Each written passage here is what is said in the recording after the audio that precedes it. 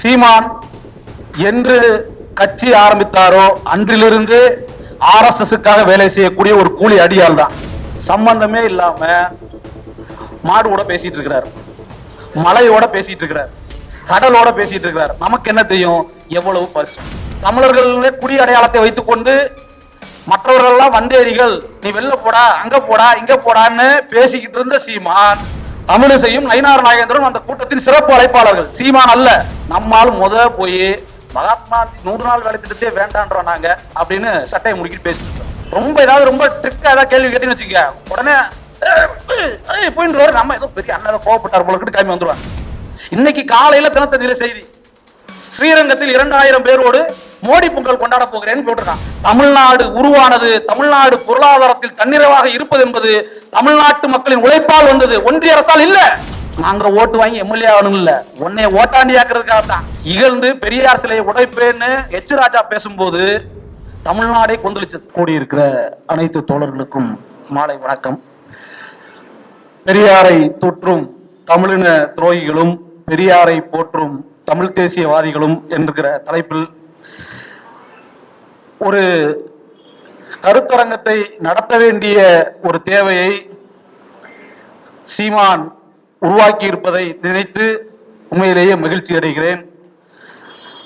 நாம் தமிழ் தேசியத்தை, உண்மையான தமிழ் தேசியத்தை பேச பேச அந்த போலி அம்பலமாய் கொண்டே இருக்கிறான் என்பதற்காக இந்த கூட்டத்தை ஏற்பாடு செய்த அருமை தந்தை பெரியார் திராவிடர் கழகத்தின் தோழர்களுக்கு எனது நன்றிகளும் வாழ்த்துக்களும். அன்பான தோழர்களே, நிறைய செய்திகளை தோழர் பாரதி அவர்களும் யார் பேச்சை கேட்க வேண்டும் என்று நான் விருப்பப்பட்டு வந்தேனோ அதில் தோழர் பொலிலன் அவர்களும், அடுத்து எனக்கு பின்னால் தோழர் அருமை ஐயா ஜெயராமன் அவர்களும் விரிவாக பேசுவார்கள்.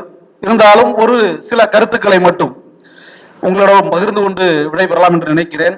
அன்பானவர்களே, சீமான் என்று கட்சி ஆரம்பித்தாரோ அன்றிலிருந்து ஆர்எஸ்எஸ்க்காக வேலை செய்யக்கூடிய ஒரு கூலி அடியால் தான். தோழர் ஜெகதீச பாண்டியன் வருத்தப்பட மாட்டார் என்று நினைக்கிறேன். அவருக்கு லேட்டா புரிஞ்சது, எங்களுக்கு முதலே புரிஞ்சிருச்சு, அவ்வளவுதான். என்றைக்கு தோழர் வெளியில வந்து சீமான் தினமலர் பாப்பா அவனையும் குருமூர்த்தியையும் பார்க்கிறாருன்னு வெளிப்படையா சொன்னாரோ அன்றையிலிருந்து அவன் வெளிப்படையாக இயங்க ஆரம்பித்துட்டான். அதுதான் என்னைக்கு அவரு அம்பலப்படுத்தினாரோ, அவருக்கு தெரிஞ்ச உண்மை இந்த மக்களுக்கு தெரியும், அவர் அம்பலப்படுத்தினதுக்கு அப்புறம் அதுதான் தெரிஞ்சு போச்சு. இன்னும் என்ன அப்படிங்கிறதுக்காக தான் அவன் அந்த விஜில்ங்கிற அமைப்புல ஏறினது, வேற ஒண்ணும் இல்ல. விஜில் அப்படி அந்த அமைப்புல ஏறினதுக்கு அடிப்படை காரணம் என்ன? நம்மளோட ஒரு சில செய்திகள் தான், ரொம்ப நேரம் எடுத்துக்க விரும்பல. ஆர்எஸ் உடைய நூற்றாண்டு விழா இது. ஆர்எஸ்எஸ் 1925 தொடங்கப்பட்டு இன்று அது நூற்றாண்டு விழாவை கொண்டாடி கொண்டிருக்கிறது. 2026 என்பது அவர்களுடைய நூற்றாண்டின் இறுதி, நூற்றாண்டு முடியுது. அவர்களுடைய நோக்கம் இன்னும் நிறைவேறவில்லை, ஆனால் அதற்கான அனைத்து வேலைகளையும் அவர் செய்து விட்டார்கள். அவர்கள் அகண்ட பாரதத்தை தனது இலக்காக கொண்டு வேலை செய்திருக்கிறார்கள். அதனால்தான் இன்னைக்கு வரைக்கும் லட்சம் தமிழர்களை கொன்றாலும் இலங்கைக்கு தொடர்ச்சியாக உதவுவார்கள். பங்களாதேஷுக்கு 1000 நெருக்கடிகள் வந்தாலும் பங்களாதேஷோடு நிற்பார்கள். யாரை தீவிரவாதிகள் என்று ஆப்கானிஸ்தானை காலமெல்லாம் சொன்னார்களோ அந்த பாகிஸ்தான், அந்த ஆப்கானிஸ்தானை சேர்ந்தவர்களோடு நட்பு பாராட்டுவார்கள். இதெல்லாம் அதனுடைய நோக்கம். ஆனால் அவர்களால் அகண்ட பாரதத்தை அடைய முடியவில்லை. குறைந்தபட்சம் 2026க்குள்ளாக இந்தியா முழுமையும், இந்த ஒன்றியத்தில் இருக்கக்கூடிய அனைத்து மாநிலங்களையுமாவது கைப்பற்றி விட வேண்டும் என்று அவர்கள் வேலை செய்கிறார்கள். அதுதான் அவர்களின் 2026க்கான இலக்கு. அதன்படிதான் அவர்கள் இந்த 2025 தொடக்க அவர்களுடைய நூற்றாண்டு தொடக்கத்தின் பொழுது ஒரு பத்திரிகையாளர் சந்திப்பு நடத்தினாங்க. பத்திரிகையாளர் சந்திப்பு நடத்தி இந்தியா முழுக்க நாங்கள் எவ்வளவு சகாக்கள் நடத்துகிறோம், எப்படியெல்லாம் வேலை செய்கிறோம் என்று அறிவித்தார்கள், வெளிப்படையாக அறிவித்தார்கள். அதை ஒட்டியான ஒரு தமிழகத்தில் சென்னை பத்திரிகையாளர் மன்றத்தில் ஆர்எஸ்எஸ் மோகன் பகவத் கொடுத்த அந்த பத்திரிகையாளர் சந்திப்புக்கு பின் இங்கு ஒரு பத்திரிகையாளர் சந்திப்பு நடந்தது. அந்த பத்திரிகையாளர் சந்திப்பில் தமிழகத்தின் ஆர்எஸ்எஸ் தலைவர்கள் கலந்து கொண்டு பேசினார்கள். அதில் அவர்கள் சொன்னது, தமிழ்நாட்டில் கடந்த வருடத்தை விட, அதாவது 2024 விட 1368 கிளைகள் புதிதாக RSS ஆல் தொடங்கப்பட்டிருக்கிறது. மொத்தம் 4000 RSS கிளைகள் தமிழ்நாட்டில் இயங்குகிறது. அவங்க ஒரு கிளை மண்டல் அப்படின்னு அவங்க நிறைய வச்சிருக்காங்க, அதுக்குள்ள போக விரும்பல. ஆனா அவங்களுடைய வளர்ச்சி, இந்த வளர்ச்சிக்கு பிறகு தமிழ்நாட்டில் நாங்கள் ஒரு பெரிய சக்தியாக உருவாவதற்காக 6 அம்ச வேலை திட்டங்களை வைத்திருக்கிறோம் அப்படின்னு அவங்க அறிவிக்கிறாங்க. 6 அம்ச வேலை திட்டங்கள். அதுல 1, 2 விட்டுருங்க. அதுல 4, 5 இது 2 முக்கியமானது. 4வது மாநகர் அளவில், அவங்க மாநகர்னு சொல்றது 10,000 பேர்ல இருந்து 50,000 பேர் இருக்கக்கூடிய ஒரு பகுதியை தான் அவங்க மாநகர்னு சொல்றாங்க. மாநகர் பகுதிகளில் சமுதாயத்தில் இருக்கக்கூடிய பெரியோர்கள், ஜாதி சங்கங்கள், துறவிகள், ஞானிகள், மகான்கள் ஆகியோர்களை சந்தித்து இவர்களை ஒன்றிணைத்து சமுதாய ஒத்திசைவு நிகழ்ச்சியை சமாஜிக் சத்பாவ் நிகழ்ச்சி, அவங்க வச்சிருக்க பேரு சமாஜிக் சத்பாவ் நிகழ்ச்சியை அனைத்து மாநகரங்கள் மற்றும் நகரங்களில் நடத்த வேண்டும் என்று முடிவு செய்யப்பட்டிருக்கிறது. இவ்வாறு நடத்தக்கூடிய ஒவ்வொரு மாவட்டத்திலும் ஜாதி சங்கங்கள், முக்கியஸ்தர்கள், ஞானிகள் நீங்க வேற யாரும் நினைச்சிடக்கூடாது, மடாதிபதிகள், இவங்களெல்லாம் வச்சு கூட்டம் நடத்தணும் அப்படிங்கிற நான் முடிவு கொடுத்திருக்கிறோம். இந்த மாநாட்டிற்கு நேரடியாக RSS தலைவர்களோ மறைமுகமாக RSSக்கு ஆதரவளிக்கக்கூடிய தலைவர்களோ சமூகத்தில் இருக்கக்கூடிய கருத்துருவாக்கவாதிகளோ இவர்களை அழைத்து இந்த கூட்டத்தை நடத்தி RSSின் செயல்பாடுகளை முன்னிலைப்படுத்த வேண்டும் அப்படிங்கிறது அவங்களுடைய வேலை திட்டம். இந்த 6 அம்ச வேலை திட்டத்துல அவங்க சொல்றதுல இந்த 3, 4 நீங்க நல்லா கவனிச்சு பாருங்க. சம்பந்தமே இல்லாம மாடுவோட பேசிட்டு இருக்கிறார், மலையோட பேசிட்டு இருக்கிறார், கடலோட பேசிட்டு இருக்கிறார். நமக்கு என்ன தெரியும் எவ்வளவு பரிசம், எவ்வளவு பாசம்,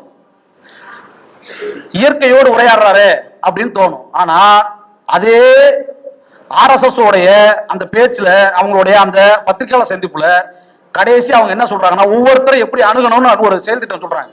அதுல சுற்றுப்புற சூழல் பாதுகாப்பை பொறுத்தவரை நம்மால் முடிந்தவரை பிளாஸ்டிக் நெகிழிகளை பயன்பாடற்ற சூழலை உருவாக்க வேண்டும். மேலும் மரங்கள், மலைகள், காடுகள், விலங்குகள், பறவைகள், கடல், உணவு, தண்ணீர் இவை குறித்து பொதுமக்களிடம் அவர்கள் விரும்பாவிட்டாலும் பரவாயில்லை நாம் பேச வேண்டும். இல்லையேல் நமக்கு ஆதரவானவர்களை கொண்டு அந்த வேலையை செய்ய வேண்டும்.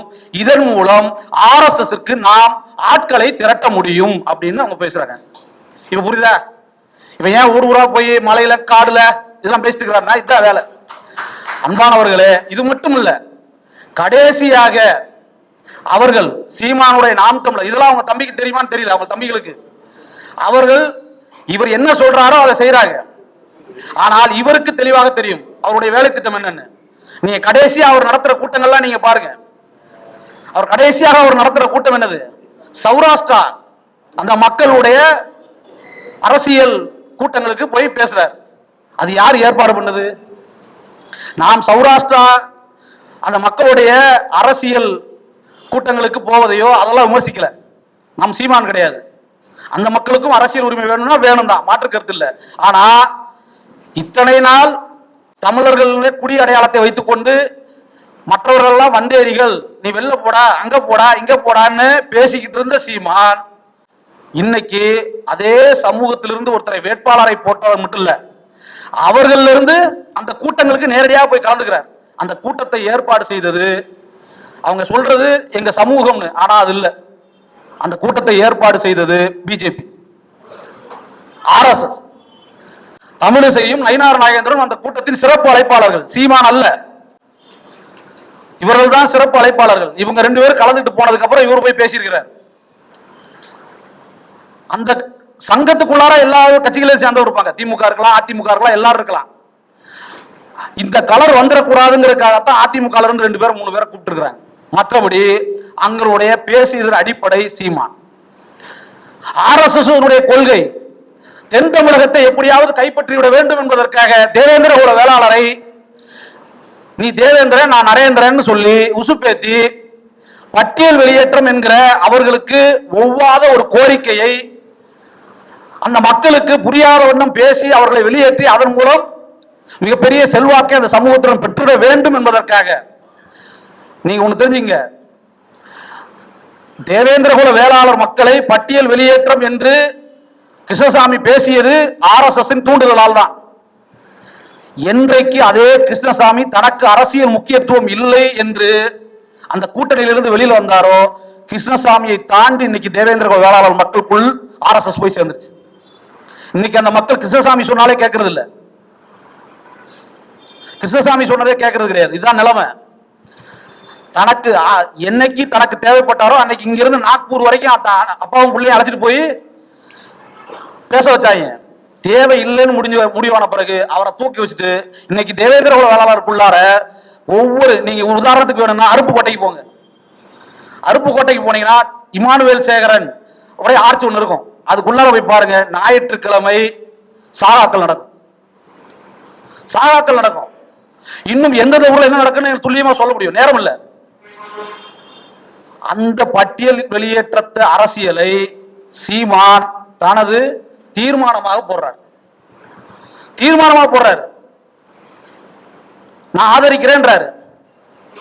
மகாத்மா காந்தி ஊரக வேலை வாய்ப்பு திட்டம், 100 நாள் வேலை வாய்ப்பு, அந்த திட்டத்தை எப்படியாவது கைகளை விட்டு, என்ன வேலைக்கு ஆள் கிடைக்க மாட்டேங்கிறான், அதானிக்கும் அம்பானிக்கும் ஃபேக்டரியில வேலை செய்யறதுக்கு ஆள் கிடைக்க மாட்டேங்கிறான், இவன் 100 நாள் வேலை திட்டத்துக்கு போயிடுறானே அப்படிங்கிறதுக்காக அதை தூக்குவதற்கு 125 நாட்களுக்கு ஒரு திட்டத்தை கொண்டு வர போறேங்கிற பேர்ல இந்த திட்டத்தை காலி செய்யக்கூடிய வேலையை அவன் செஞ்சான்னா, நம்மால் போய் மகாத்மா 100 நாள் வேலை திட்டத்தையே வேண்டான்றோம் நாங்க அப்படின்னு சட்டையை முடிக்கிட்டு பேசிட்டு இருப்பார்.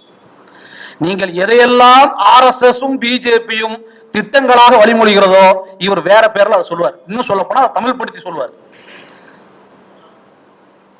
தொடர்ச்சியாக இதே வேலை செய்யறாரு. இது யாருடைய வேலை திட்டம்னா, இது RSS கொடுத்த அந்த 5 அம்ச வேலை திட்டத்தில் 6 அம்ச வேலை திட்டத்தில் உள்ளது. அதைத்தான் இன்னைக்கு சீமான் செஞ்சுட்டே இருக்கிறார். இதை தாண்டி நீங்க ஏதாவது கேட்டீங்கன்னா அவர் பதில் இருக்காது. காமெடியா சிரிச்சுட்டு இல்ல கோவப்பட்டு நீங்க ஏதாவது ஒன்று கேளுங்களேன், ரொம்ப ட்ரிக்கா ஏதாவது கேள்வி கேட்டீங்கன்னு வச்சுக்க, உடனே போயிட்டு நம்ம ஏதோ பெரிய அண்ணன் ஏதோ கோவப்பட்டார் போல கிளம்பி வந்துருவாங்க. நம்ம பத்திரிகையாளர்கள் என்ன பண்றோம், நீ கோவப்படு, கத்து, சிரி, இந்த மாதிரி பண்ணு, நான் கேட்ட கேள்விக்கு பதில் எங்கன்னு திரும்ப கேட்டாங்கன்னா தம்பி தெரியாம சொல்லிட்டேன்பான்னு விட்டு போயிடுவான். அப்படிப்பட்ட ஆளு. ஆனா நம்மளால என்ன பண்றாங்கன்னா, இவன்கிட்ட போயிட்டு எதுக்கு எச்சி துப்புற மாதிரி காய்ச்சி கச்சின்னு கத்திக்கிட்டே இருக்காங்க, இவன் மாதிரி ஏன் நிக்கணும் நம்மளால வெளில வந்துடுறாங்க. அதுதான் பிரச்சனை. நீங்க அவர் பேசக்கூடிய அரசியலில் ஏதாவது ஒரு இடத்தில் நேர்மைன்னு ஒண்ணு இருந்தா அதை தம்பிகள் காட்டட்டும். பெரியார சொல்றாங்க, நேத்து ஒண்ணு பேசுவார் இன்னைக்கு ஒண்ணு பேசுவாருன்னு. உங்க அண்ணன் ஒரே கொள்கையில் இருந்தாலா? பெரியார் நேத்து ஒண்ணு பேசியிருந்தாரு இன்னைக்கு ஒண்ணு பேசியிருந்தாருன்னா அவரது செயல்பாட்டை மாற்றி இருப்பாரே தவிர ஒரு நாளும் அவர் கொள்கையை விட்டதில்லை. காமராஜரை ஆதரித்தாரா? ஆமா. திமுக திட்டினாரா? ஆமா. காமராஜரே திட்டுவாரு, திரும்ப திமுகவை ஆதரிச்சிருப்பாரு. ஆமா, எல்லாம் சரிதான். ஏன்? அது வழிமுறை. அவர் ஏற்றுக்கொண்ட கொள்கைக்கு எது சரியோ அந்த கொள்கையில் கடைசி வரை உறுதியா இருந்தாரு. செயல்பாட்டை மாத்தினார். செயல்பாடு மாத்தலாம், அடைவதற்கான வழி ஒண்ணுதான் எப்படி முடிவெடுக்க முடியும்? அது அந்த கால சூழல் பொறுத்து, ஆட்களை பொறுத்து, பொருளாதாரத்தை பொறுத்து மாறக்கூடியது. பெரியார் அப்படித்தான் இருந்தார். கொள்கை கடைசி வரை உறுதியா இருந்தார். சொன்னாரு, தமிழ்நாடு தமிழருக்கே என்று 1938 முழங்கிய பெரியார் சாகும் வரை தமிழ்நாடு தமிழருக்கே என்று முழங்கி கொண்டிருந்தார். இதற்காக போராட்டம் நடத்தினார். உன்னை மாதிரி வீரவசனம் பேசல, வீரவசனம் கூட இல்ல, பேசுறதே இல்லை.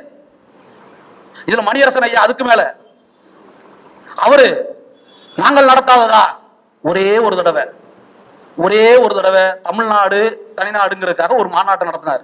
அதுவும் எங்க, எவனும் அனுமதி தரல. ஐயா வீரமணி ஐயா அனுமதி கொடுங்கன்னு பெரியார் திடல்ல தான் நடத்தினார். தமிழ்நாடு தனிநாடுன்னு வேணுங்கிறதுக்கு நீங்க எங்க கூட நடத்துனீங்க? பெரியார் திடல்ல தான் நடத்துனீங்க. அந்த பெரியார் திடல் நடத்தினதுக்கு இப்ப சமீபத்துல அதோடைய 100ஆண்டு விழாவாம். தமிழ்நாடு தனிநாடுன்னு கேட்டதற்கு 100ஆண்டு விழா ஒரு அறிக்கை பெருசா போட்டிருக்கிறாங்க. இந்த மாதிரி தமிழ்நாடு தனிநாடுக்கு நாங்க ஒரு மாநாடு போட்டோம், அந்த மாநாட்டை திராவிட கலைஞர் திராவிட சதியால் அதை பண்ணிட்டாரு இதை பண்ணிட்டாருன்னு போட்டிருக்கிறாரு. ஆனா மணியரசன் சொல்ல மறந்தது, சொல்ல தவறியது, வேண்டுமென்றே விட்டது என்னது? தமிழ்நாடு தனிநாடுன்னு கூட்டம் போடுறாங்க அப்படின்னு சொல்லி பிரச்சனையை கிளப்புனது தமிழ்நாட்டில் யாரு? சோ ராமசாமி. சோ ராமசாமிக்கு தமிழ்நாடு தனிநாடுன்னு நாங்க கூட்டம் நடத்த போறோம்னு லெட்டர் போட்டது யாரு? இதே மணியரசன். இவரே லெட்டர் போட்டு இது பற்றி உங்களுடைய கருத்து என்னன்னு கேட்க, அவர் துக்ளக்ல தமிழ்நாடு தனிநாடு பிரிய போகிறதாமே, ஐயோ கலைஞர் என்ன செய்து கொண்டிருக்கிறார் ஒரு லெட்டர் அவரு கத்த. இது எதுக்கு இந்த பாப்பானுக்கு வேலைன்னு பிடிச்சி கைது பண்ணிட்டு திரும்ப விட்டார். இவ்வளவு பேசக்கூடிய மணியரசன் அவர்கள் என்ன திராவிடத்தில் இப்படி பண்ணிட்டாங்க அப்படி பண்ணிட்டாங்க சொல்றவரு, இதே பார்ப்பனர்கள் ஒன்று கூடி தானே உங்களை எதிர்த்தாங்க. அதை சொல்லணுமா சொல்லக்கூடாதா? அதை சொல்லணுமா சொல்லக்கூடாதா? ஆனா ஒரு நாளும் இவர்கள் 2 பேர் வாயில் இருந்தும் பார்ப்பனர்கள் என்ற வார்த்தையே வராது. பார்ப்பனர்கள் என்ற வார்த்தையே வரமாட்டேங்குது. இன்னைக்கு என்ன எடுத்திருக்கிறாங்க, தேர்தல் வரப்போகுது, தமிழ்நாடு அப்படின்னு ஒட்ட போறோம் அப்படின்னு ஒட்டுறாங்க. நமக்கு அதுல மாற்று கருத்து இல்லை. தமிழ்நாட்டுக்குள்ள இருக்கிறோம், தமிழ்நாட்டுக்குள்ள ஓடுற பேருந்து தமிழ்நாடு அரசு பேருந்து இருக்கிறதுல யாருக்கு எந்த மாற்று கருத்தும் கிடையாது. யாராவது மாற்று கருத்து இல்ல தமிழ்நாடு அரசு இல்ல தமிழ்நாடு ஒட்டக்கூடாது எப்ப சொல்லிச்சா? அவங்களும் சொல்லல. போன ஆட்சியில வச்சுட்டாங்க, எடுத்துட்டாங்க, நாங்க நேரம் பார்த்து ஒட்டிக்கிறோன்றாங்க. ஆனா அது ஒரு பிரச்சனையா ஆக்கி ஊரெல்லாம் போய் 4 பேரா போய் போஸ்ட் ஒட்டிட்டு இருக்கிறாங்க தமிழ்நாடு. மகிழ்ச்சி. ஆனா நீ என்ன செஞ்சிருக்கணும்? நீ என்ன செஞ்சிருக்கணும்? நீ அங்க போய் போஸ்ட் விட்டுறதா வேலை. வந்தே பாரத்தில் ஒரு பஸ் விடுறான், ட்ரெயின் விடுறான், வாய்க்குள்ளே நுழையாம தமிழ்நாட்டில் இருக்கக்கூடிய புகைவண்டிக்கு என்னென்னமோ பேர் வைக்கிறான். நீ அதையெல்லாம் அடிச்சிருக்கணும். தமிழ்நாடு அரசு பேருந்துனா இல்ல, ஆனா அரசு பேருந்து ஓடுது, தமிழ்நாடு யாரும் மறுக்கல. ஆனா உன் மொழியை உன் அடையாளத்தை டெல்லிக்கார உட்கார்ந்து மறுக்கிறான். நீ வாய் மூடி கம்முன்னு இருக்கிற. நீ மறிக்க வேண்டியது எங்க? புகைவண்டி நிலையத்தை போய் மறி. வந்தே பாரத்துங்கிற பேர் அழி. அதெல்லாம் செஞ்சிருக்கணும். உன் தோழர்களுக்கு உன் தம்பிகளுக்கு நீ அதெல்லாம் சொல்லியிருக்கணும். செஞ்சியா? இன்னைக்கு காலையில தினத்தந்தியில செய்தி, ஸ்ரீரங்கத்தில் 2000 பேரோடு மோடி பொங்கல் கொண்டாட போகிறேன்னு போட்டிருக்கான். மோடி பொங்கல் கொண்டாடுறான். உன் தோழர் சொன்னார் பேசும்போது, பெரியார் இயற்கை வழிபாட்டில் ஏற்றுக்கொண்ட ஒரு பண்டிகை உண்டுன்னா தமிழர் திருநாள் பொங்கல் பண்டிகைனாரு. அதற்காக விழா நடத்தினார். அதையே தன் மக்களுக்கும் தன் தொண்டர்களுக்கும் பயிற்றுவித்தார், இது செய்யுங்கன்னு. இன்னைக்கு வரைக்கும் அவங்க செஞ்சுட்டு இருக்கிறாங்க. ஆனா உன்னுடைய பொங்கலை உன் அடையாளத்தை அவன் அழிக்கிறதுக்கு ஸ்ரீரங்கத்துல வந்து கூட்டம் போட போறான். என்ன பண்ண போற? ஒரு அறிக்கை வராது. நீங்க என்ன எழுதி வச்சுக்கீங்க, ஒரு அறிக்கை வராது, ஒரு போராட்டம் பண்ண மாட்டான். ஸ்ரீரங்கத்தில் அவங்களுக்கு ஆள் இல்லையா? தம்பிகள் இல்லையா? இருக்கிறாங்க. ஒருத்தன் போராட்டம் பண்ணான், ஒருத்தன் கூட என்ன கேட்க மாட்டான். சமீபத்தில் கீழடி ஆய்வு அறிக்கையின் மீது இதுல வந்து எங்களுக்கு உடன்பாடு இல்லைன்னு சொல்லி ஒன்றிய அரசு திரும்ப அனுப்புது, பார்ப்பன திமிரோடு அனுப்புது. நீ என்ன பண்ணிருக்கணும்? 2009 நாங்கெல்லாம் காங்கிரஸ் எதிர்த்து பிரச்சாரம் பண்ணும் பொழுது தண்ணியை போட்டு நம்மால் சொல்லுவாரு, என்னோடு மட்டும் 100 பேர் இருந்தால் தம்பி நான் என்ன செய்திருப்பேன் தெரியுமா அப்படிப்பாரு. இன்னைக்கு 1,00,000 பேர் இருக்கிறான். உண்மையில இருக்கிறாங்க, தோழர்கள் இருக்கிறாங்க, மறுக்கிறதுக்கு இல்ல. என்ன பண்ணீங்க? ஒண்ணும் பண்ணல. உன் மொழியை அழிக்கிறான், உன்னுடைய பண்பாட்டை அழிக்கிறான், உன்னுடைய கலாச்சாரத்தை அழிக்கிறான், உன் பொருளாதாரம். முந்தானாத்து அவங்களுடைய அமைச்சரவை கூட்டம், ஒன்றிய அரசுடைய அமைச்சரவை கூட்டம், அமைச்சரவை கூட்டத்தில் டெக்ஸ்டைல் துறைக்காக 18,000 கோடி மானியம் கொடுக்கிறோம் அறிவிக்கிறான். டெக்ஸ்டைல் தொழிற்சாலைக்கு 18,000 கோடி PLI ஸ்கீம் மானியம் கொடுக்கிறோம் அறிவிக்கிறான். 18,000 கோடியை 32 நிறுவனங்களுக்கு பிரிச்சு கொடுக்குறான்னு சொல்றான். ஒரு தமிழ்நாட்டு நிறுவனம் கிடையாது, ஒரு தமிழ்நாட்டு நிறுவனம் கிடையாது. கோயம்புத்தூர் தமிழ்நாட்டின் டெக்ஸ்டைல் ஹப், திருப்பூர், எவ்வளவு பேர் இருக்கிறோம்? தமிழ்நாட்டை புறக்கணிக்கிறீங்க. செமிகண்டக்டர் துறையில் 64 நிறுவனங்களுக்கு மானியம் கொடுக்குறீங்க, ஒன்றிய அரசு மானியம் கொடுக்குது, ஒரு தமிழ்நாட்டு நிறுவனம் கிடையாது. தமிழ்நாடு உருவானது, தமிழ்நாடு பொருளாதாரத்தில் தன்னிறைவாக இருப்பது என்பது தமிழ்நாட்டு மக்களின் உழைப்பால் வந்தது, ஒன்றிய அரசால் இல்ல. இதை தெரிஞ்சுதான் பெரியார் அன்னைக்கே வடவழி எதிர்ப்பு போராட்டத்தை நடத்தினார். சொன்னாரே 150 நாள் போராட்டம் நடத்தினாரு. அவருக்கு தெரியும் இந்தியா என்பது ஒரு பார்ப்பன பனியா நாடு அப்படின்னு. இவன் பார்ப்பானுக்கும் பனியாவுக்காகத்தான் வேலை செய்வான்னு அன்னைக்கு முடிவெடுத்தாரு. அதன் தொடர்ச்சியாகத்தான் இன்னைக்கு வரைக்கும் நம்மளும் அதை போராடுறோம். அப்போ நீ என்ன பண்ற? உன்னோட பொருளாதாரத்தை அழிச்சவனோடையும் சேர்ந்துக்கிற, உன்னுடைய மொழியை, உன்னுடைய இனத்தை, உன்னுடைய வரலாறை மாற்றி திருத்தி எழுதக்கூடியவங்க கூடயும் கைகோர்த்துக்கிற. இந்த கடப்பாறையை கொண்டு திராவிட கடப்பாறையை உடைப்பேங்கிற போது நாங்க எப்படி சும்மா இருக்க முடியும்? எப்படி சும்மா இருக்க முடியும்? உன்னுடைய இலக்கு என்ன? பிஜேபி கூட கால் நக்கி விட்டோம்னா எப்படி இந்த தேர்தலை நம்ம ஜெயிக்க வச்சிருவான்? 8% ஓட்டுங்கிறது 10% ஓட்டு வந்துடும். இதை வச்சு இன்னும் கொஞ்சம் பேரம் பேசலாம் நீ நினைக்கிற. உன்னுடைய நினைப்பு ஒரு நாளும் நடைபெறாது. நினைச்சு வச்சுக்க. ஈரோட்ல இடைத்தேர்தலில் நின்னதே 2 பேர் தான். திமுக நிக்குது, எதிர்கட்சி யாருமே நிக்கல, ஓடுனதே 2 பேரு, அதுல கூட வரல அவரு. ஆனா நீ நினைக்கிற இந்த தேர்தல் 2026 தேர்தலில் இந்த தேர்தல் ஆணையத்தின் மூலம் பிஜேபி நமக்கு ஏதாவது சப்போர்ட் பண்ணும், நம்ம 8% ஓட்டுக்கு மேல வாங்கிடுவோம், விஜய் வந்தாலும் நமக்கு எந்த பாதிப்பு இல்லைன்னு காட்டிடலாம் நீ நினைக்கிற. ஒரு நாளும் கருப்பு சட்டை இருக்கிற வரைக்கும் அது நடக்காது. கண்டிப்பா தெரிஞ்சு வச்சுக்க. உன்னை ஓட ஓட விரட்டுறமா இல்லையான்னு பாரு. உனக்கு ஏற்கனவே டெபாசிட் கிடைக்காது, இப்போ என்ன கிடைக்காதுன்னே தெரியாது. சின்ன சின்ன பசங்களை விட்டு ஒரு விவாதம் அவங்க பேசுறாங்க, யாரும் தெரியல, மைனர் தான் நினைக்கிறேன். அவர் ஏதோ சொன்னதுக்கு ஜனநாயக ரீதியாக பேசுங்கள், நீங்க ரொம்ப ஜனநாயகம், உங்க அமைப்புல இருந்து ஒருத்தர் வெளியில வந்துட்டாரு, அவர் இந்த கூட்டத்தில் கலந்துக்கிறாருன்னு அவர் பேரை போட்டு கண்ணா அப்படின்னா எழுதுறாங்க. நீ ஜனநாயகத்தை பத்தி பாராட்டுற, உனக்கு மைனர் தான் சரி, உனக்கு மனோஜ் தான் சரி, அவங்க செய்யறதுதான் சரி. என்ன பண்ணுவ நீ? இப்போ அவங்க ஏதாவது நீ சொல்லாத சொல்லிட்டாங்களா? நீ சொல்லாத நீ செய்யாத ஏதாவது ஒன்று சொல்லிட்டாங்களா? நீ என்ன பண்ணையோ அதைத்தான் சொன்னாங்க. நீ சொல்ற மாதிரி சொன்னாங்க, அவ்வளவுதான், வேற ஒண்ணும் இல்லை. உன் தம்பிகள் என்ன சொல்றாங்களோ அதை சொன்னாங்க, அவ்வளவுதான். உன் மொழியில உனக்கு புரியுற உனக்கு புரியணும் இல்ல, நம்ம வாட்டு பேசிட முடியாதுல்ல. அவனுக்கு எப்படி புரியுமோ அப்படி பேசினா தானே புரியும். அப்ப அப்படி பேசிட்டாங்க. இப்போ ஐயோ துயோன்னு கத்திட்டு இருக்கிற. எப்போ நாங்க மட்டுமே நீ பெரியார திட்டுவ, நாங்க மட்டுமே ஐயோ திட்டாங்களே திட்டாங்க கத்திட்டு இருப்போம். இப்ப நீ கத்து, எங்களுக்கு சந்தோஷமாக இருக்கிறது, நாங்கள் சிரிக்கிறோம். உனக்கு என்ன பிரச்சனை? இப்போ நீ விவாதம் வச்சா விவாத வை. ஒரு கேள்வி பதில் கேட்கிறாங்க புதிய தலைமுறையில, இடும்போன கார்த்திகிட்ட, அவரு விஜயன் தான் நினைக்கிறேன், அவர் தான் கேட்கிறாரு நினைக்கிறேன். அவர் கேட்கிறாரு, இந்திய தேசிய தமிழ் தேசியத்திற்கு முதன்மை எதிரி இந்திய தேசியமா தமிழ் தேசியமா திராவிடமான்னு கேட்கிறாரு. இந்திய தேசியம் தான் அப்படிங்கிறாரு. அப்ப நீங்க எதிர்த்து யாரை எதிர்த்து சண்டை போடணும்? இல்ல திராவிடத்தை எதிர்த்துக்கிறாப்ப. ஏய் வேற, நாங்கதான் நேரடியா பார்த்துட்டு இருக்கோம். முதன்மை எதிரின்னு அவர் தான் சொல்றாரு. அந்த கட்சியில முதன்மை எதிரி இந்திய தேசியம் தான்றாரு. சொல்லிவிட்டு யாரை எதிர்க்கணும்? அது திராவிடத்தாக பயிற்றுவிக்கப்பட்டது அப்படி இருக்கு. இவர்களை திட்டி ஒன்றும் பிரயோஜனம் இல்லை. உன்னை அம்பலப்படுத்துவதுதான் எங்க வேலை. நீ நினைச்சிட்டு இருக்க, நான் சொல்றேன் திரும்பவும், ஈரோட்டில் அவங்க கூட சொன்னா போல இருக்கு, ஒரு பேட்டியில சொல்லிடுறான், இந்த மாதிரி பெரியாரை ஆதரிச்சு ஓட்டு கேட்டவங்களுக்கு 200 ஓட்டு தான் வாங்கினாங்க அப்படின்னு நக்கலா சொல்லியிருக்கிறாப்புல. நாங்கள் ஓட்டு கேட்க வேண்டும் எடுத்தது, நாங்க ஓட்டு வாங்கி எம்எல்ஏ ஆகணும் இல்ல, உன்னை ஓட்டாண்டி ஆக்குறதுக்காகத்தான். எங்களுடைய வேலை முடிஞ்சு, நீ முடிஞ்ச எங்களுடைய வேலையும் முடிஞ்சு. நீ திரும்ப அதே எண்ணத்தோடு தமிழ்நாடு முழுக்க நிக்க போற. தமிழ்நாடு முழுக்க நீ எங்கெங்கெல்லாம் நிக்கிறியோ அங்க உன்னை டெபாசிட்ல எதுவுமே வாங்க முடியாம ஓட ஓட விரட்ட போறோம். அதுதான் எங்களுடைய அடுத்த வேலை. நீ இன்னொன்னு என்னன்னா, சீமானை எதிர்த்து நம்ம சண்டை போட்டு இருக்கும்போது இந்த பிஜேபி RSS எல்லாம் அப்படி பரவாயில்ல, நம்மளை இது அவங்களுடைய வேலையை தான். அவர்கள் ஏன் இதை ஒரே ஒருத்தர் முடிச்சிடுறேன் தோழர், அவங்களுடைய எண்ணமே பெரியாரை இகழ்ந்து பெரியார் சிலையை உடைப்பேன்னு ராஜா பேசும்போது தமிழ்நாடே கொந்தளிச்சது. தமிழ்நாடே கொந்தளிச்சது. ராஜாவுக்கு எதிராக நடிகர் சிம்புல்லாம் கொந்தளிச்சு எடுத்துட்டாப்ல. அப்போ பாப்பா ஒருத்தன் பெரியார திட்டினா அது வேற மாதிரி ரியாக்ட் ஆகுதுங்கிறதுக்காக தான் இந்த நாயை கொண்டு வச்சிருக்காங்க. இந்த அரசியல் எங்களுக்கு புரியாதல இல்ல, இந்த அரசியல் எங்களுக்கு புரிஞ்ச அரசியல் தான், நாங்கள் பார்த்த அரசியல் தான், இந்த சதியை தெரிந்த அரசியல் தான்.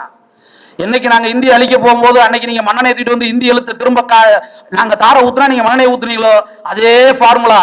நீங்களும் மாறல, நாங்களும் மாறல, மறந்துடாத. அதனாலதான் சேர்த்துட்டாப்ல பாருங்க பேரை. மாப்போசி ஐயா இருக்கிறாரு, இங்க ஒரு யாருக்கு அவர் ஒருத்தர் இருக்கிறாரு, 3 பேர் வச்சிருக்கிறாங்க. அதனால நீ எந்த ஃபார்முலால வந்தாலும் சரி, எங்களுடைய இலக்கு இந்த தமிழ்நாடு தான். இதை எதிர்த்து நீங்க யார் வந்தாலும் சரி, எப்படி வந்தாலும் சரி, அவர்களையும் ஓட ஓட விரட்டுவோம். தமிழ்நாடு தமிழருக்கே, தலைவர் தந்தை பெரியார் வாழ்க வாழ்க வாழ்க.